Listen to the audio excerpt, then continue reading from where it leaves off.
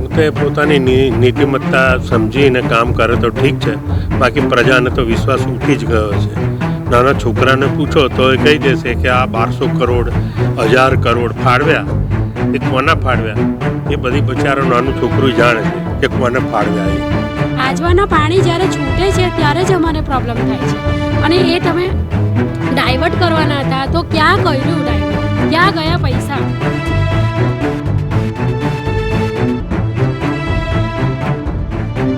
કે પૈસા ગમે તેટલા આવે છે પણ કોઈ જગ્યાએ દેખાતા નથી કામમાં.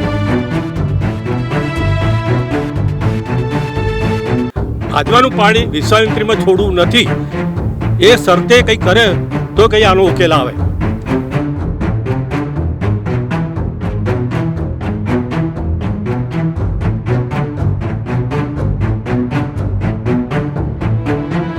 ટેમ્પરરી સોલ્યુશન લાવે છે અને પબ્લિકને બતાવવા માટે. ખરેખર કામ નથી થતું.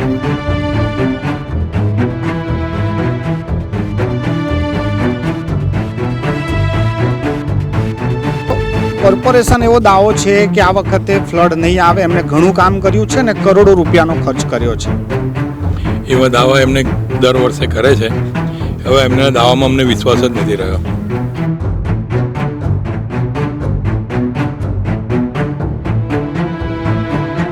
કેમ લોમાં રહીએ છીએ તમે? અત્યારે અમારું ઘર જોશો ને, લગભગ અમે સામાન ઉપર ચડાવી દીધો છે.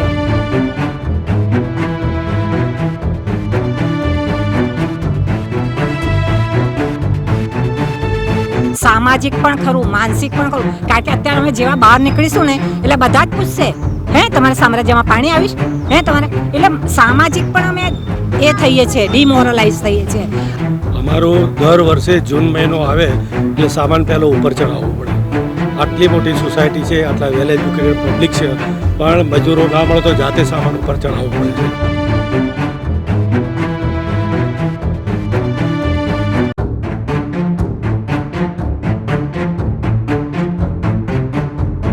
તો એ તો કોર્પોરેશને જોવું જોઈએ ને કે પરમિશન અપાય કે ના અપાય. નદીના કેટલા ફૂટ દૂરથી પરમિશન અપાય અમને નથી ખબર. એ તો મકાન જ્યાં બનાવે ત્યાં પબ્લિક તો રહેવા જશે. નમસ્કાર, આપ જોઈ રહ્યા છો યુટીસી ન્યૂઝ.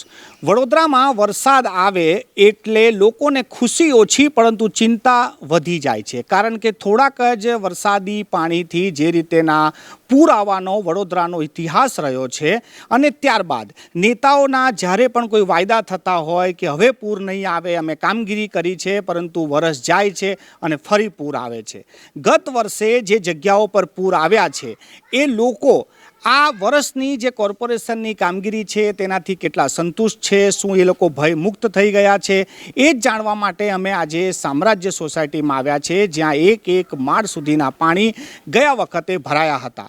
આ વખતે તંત્રે દાવો કર્યો છે કે હજારો કરોડ રૂપિયાનો ખર્ચ કર્યો છે, વિશ્વામિત્રીને પહોળી કરી છે, પ્રી મોન્સૂન કામગીરી કરી છે, અને તે છતાં જો અહીંના લોકોને આશ્વાસન આવી જાય એમની કામગીરીથી તો આ પૈસા યોગ્ય જગ્યાએ વપરાયા છે, નહીં તો આ રૂપિયા પણ વેડફાઈ ગયા એવું જ લાગશે.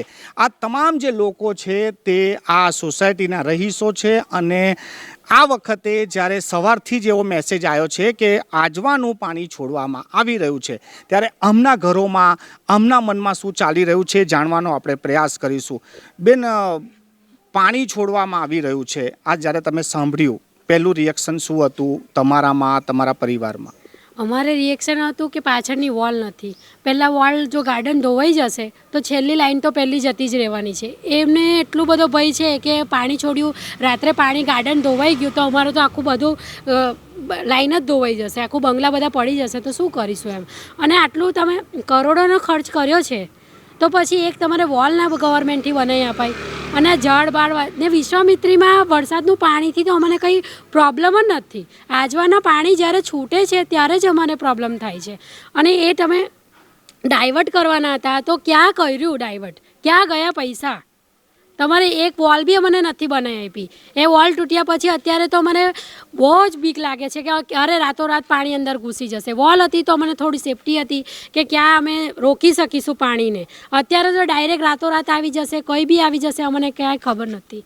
બેન તંત્રનું એવું કેવું છે કે કામગીરી થઈ ગઈ છે, આ વખતે પૂર નહીં બધી આવે. કામગીરી તંત્ર રાતોરાત બધું અપડેટ બંધ કરી દે છે. ગયા વર્ષે મેં જોયું 13 હતી, પછી રાતોરાત ડબલ પાણી છોડી દીધું છે. લોકો આ ખબર છે કે આટલા સુધી પાણી આવે છે, લોકો જીવ બચાવવા એમનો સામાન થોડો અદ્ધર કરીને બધા નીકળી ગયા, એનાથી ડબલ પાણી છોડી દીધું. પછી બધાનું પાણી, બધું સામાન બધો પાણીમાં જતો રહ્યો. ગમે તેટલા રહીશો હોય, પણ મોંઘવારી કેટલી છે અત્યારે, બહાર કેટલું મોંઘું મળે છે, ક્યાંથી દર વર્ષે અમારે ખર્ચો કરો.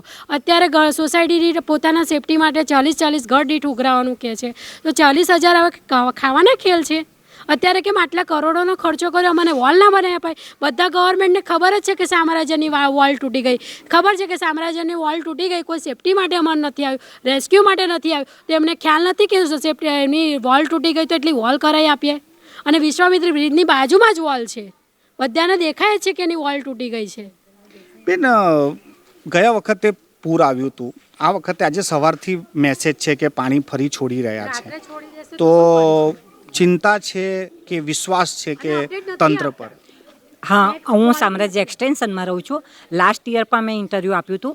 એમાં પણ અમારું એ જ કહેવાનું છે કે પૈસા ગમે તેટલા આવે છે, પણ કોઈ જગ્યાએ દેખાતા નથી કામમાં, કે આ કામમાં આ કામ થયું છે. એ પૈસા ક્યાં જાય છે એ અમને નથી ખબર. અમને પબ્લિકને, આમ પબ્લિકને તો શું છે, કામ થવું જોઈએ. આ વર્ષે પાણી નહીં આવે એની કોઈ જ ખાતરી નથી, પાણી આવશે જ.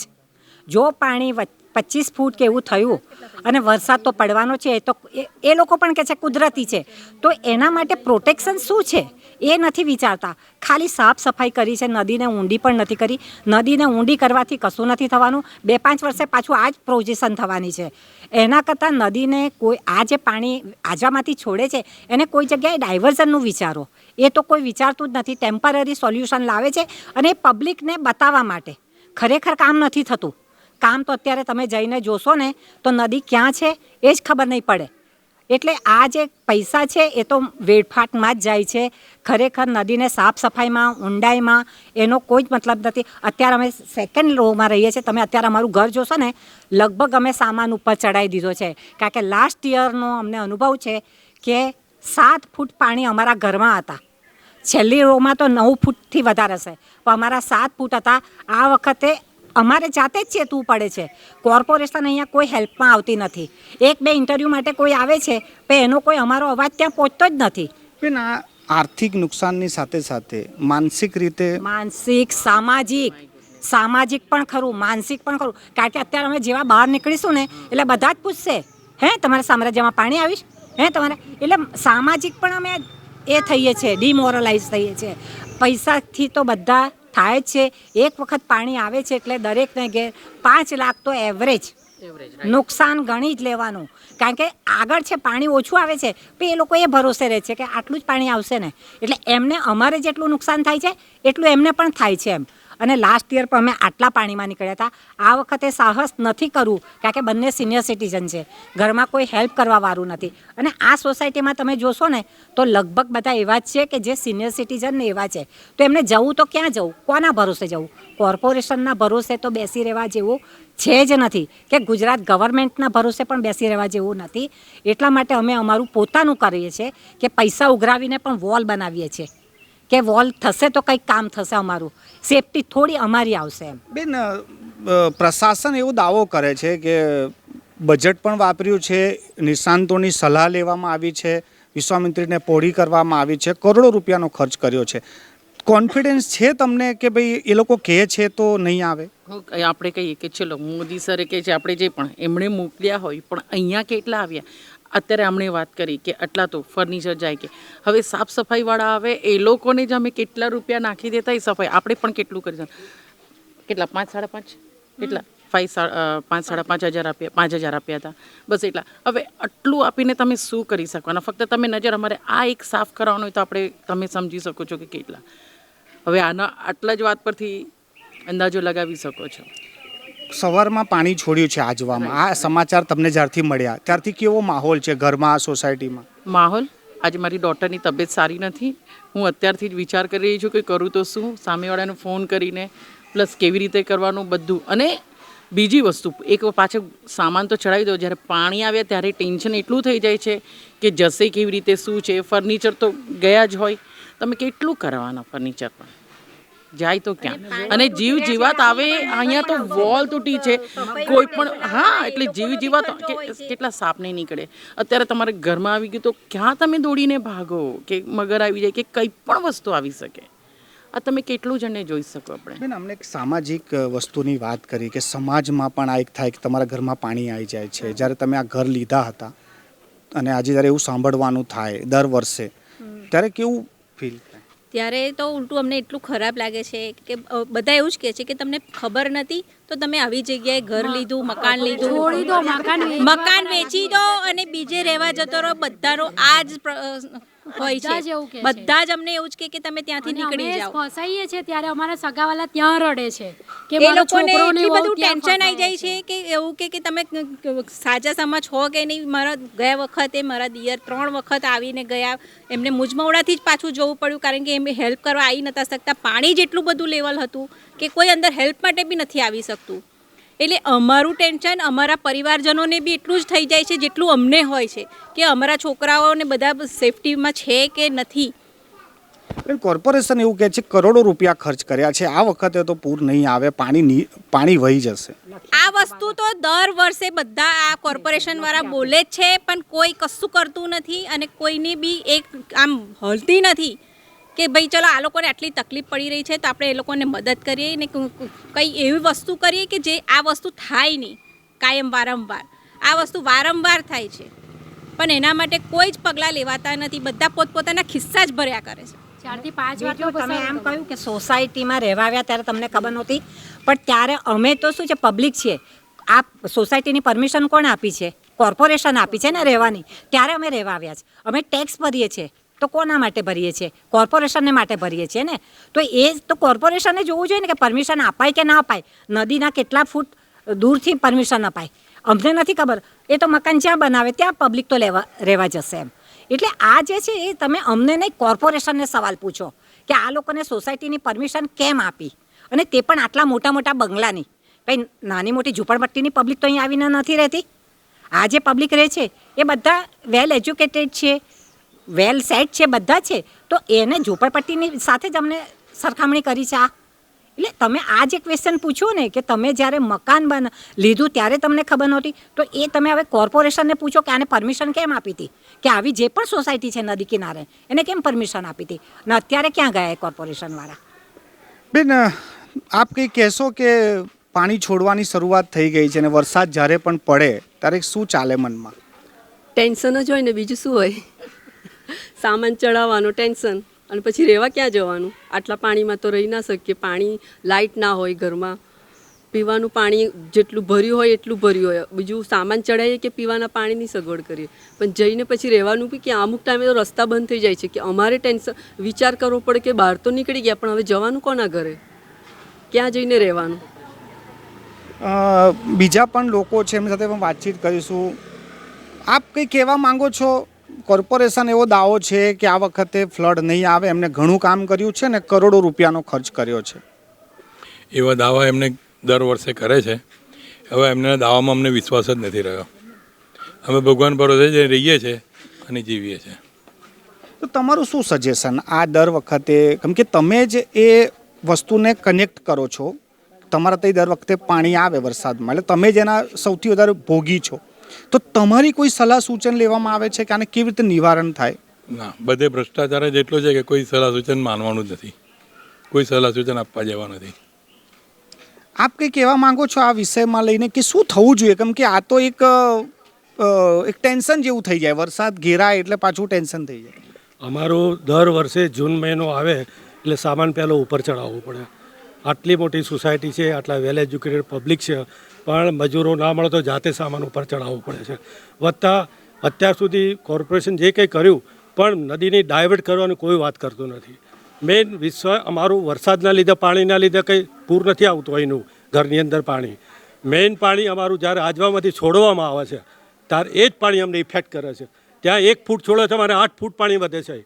ઓલરેડી વિશ્વામિત્રી 12 ફૂટ કે 20 ફૂટ હોય, 1 ફૂટ પાણી છોડે એટલે સીધું 28 ફૂટ થઈ જાય, અને 30 ફૂટે અમારી અંદર ગેટની અંદર એન્ટર થઈ જાય સોસાયટીમાં. અને જો 36 ફૂટ થાય તો ઘરમાં 6 ફૂટ પાણી હોય છે. એટલે પરમેનન્ટલી સોલ્યુશન લાવવું જોઈએ. અને મેઇન નદીને ડાયવર્ટ કરીને કોઈ પણ જગ્યાએ કે ભાઈ આજવાનું પાણી વિશ્વામિત્રીમાં છોડવું નથી, એ શરતે કંઈ કરે તો કંઈ આનો ઉકેલ આવે. આના સિવાય કોઈ નથી ઉકેલ જે આ કહે છે? કોઈ ઉકેલ નથી, કોઈ ઉકેલ નથી આનો. તો હવે શું? સરકારે કંઈક આજે- કરવું. આજે પાણી છોડી રહ્યા છે. એ પોતે પોતાની નીતિમત્તા સમજીને કામ કરે તો ઠીક છે, બાકી પ્રજાને તો વિશ્વાસ ઉઠી જ ગયો છે. નાના છોકરાને પૂછો તો એ કહી દેશે કે આ 1200 કરોડ 1000 કરોડ ફાળવ્યા, તે કોના ફાળવ્યા એ બધી બચારો નાનું છોકરું જાણે છે કે કોને ફાળવ્યા. આ બધું કાર્ય દેખાય છે કે આ દિવાલ તૂટી, કશું દેખાયું નહીં. અને અમે તો ઊંચા જીવીએ, જેવો વરસાદ પડે એટલે બધા ડર, બધાના બીપી વધી જાય ને પછી એટલે અમારે બધું એ જ કરીને જીવવાનું. પહેલું કોર્નરનું સૌથી હાઈએસ્ટ એમને જ ઉપાધિ. આ ગટર ભરાઈ ગઈ તો હમણાં 8 દિવસ સુધી નીચેવાળાએ રસોઈ નહીં કરી, હોટલમાં જ જમ્યા. 8 દિવસ સુધી એણે ભોગવ્યું. અંદર રહેવાય ના, એટલી ગંદી સ્મેલ આવે. હવે 1200 કરોડ રૂપિયાની ગ્રાન્ટ મંજૂર થઈ, બરાબર. બધા આખી સોસાયટી ભેગી થઈને ચૈતન્ય દેસાઈના ત્યાં, મારે નામ નહીં લેવું, કોર્પોરેટરના ત્યાં ગયા હતા. પણ એ જો અહીંયા આવીને પતરાનો શેડ કરી આપીશું, તમારી દિવાલ અમે કરી આપીશું, પછી જો કોઈ ફરક્યું હોય, કેટલા બધા ધક્કા ખાધા, અમારા પ્રમુખે ખાધા, બધા ગયા હતા, પણ પછી શૂન્ય, પછી કશું જ નહીં. આજે દિવાલની જગ્યાએ છે, કોઈ પતરાનો શેડ બી નહીં કર્યો. હવે પતરાના શેડમાં કેટલો ખર્ચો થવાનો હતો? હા, પતરાના શેડમાં પણ ખર્ચો થઈ થઈને એનું શું કારણ? કેમ કે વાત વડોદરાની કરીએ કે ગુજરાતની કરીએ, એક જ પાર્ટીને 30 વર્ષથી વોટ આપતા આવ્યા છે. શું કારણ કે તમારું જ કામ ના કરે? એ તો હવે એ લોકો જાણે, એવું તો છે જ નહીં.